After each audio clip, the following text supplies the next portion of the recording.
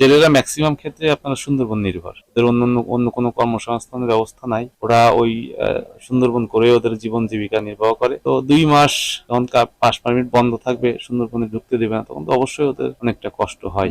এই সময় এসে আমাদের কাঁকড়াগুলো বিশেষ করে চায়নায় বেশি ডিমান্ড থাকে, চাহিদা থাকে।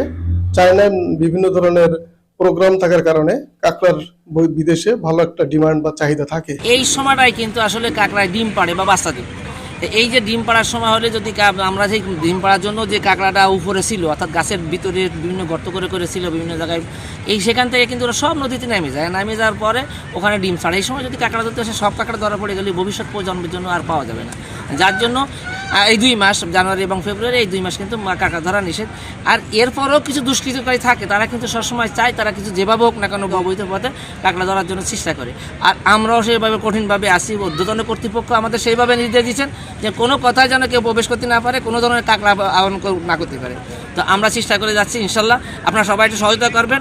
কোনো কথাই যেন কোনো লোক প্রবেশ না করতে পারে, আমরা কঠোরভাবে নির্দেশনা পালন করছি এবং আমরা সেইভাবে ডিউটি করতেছি।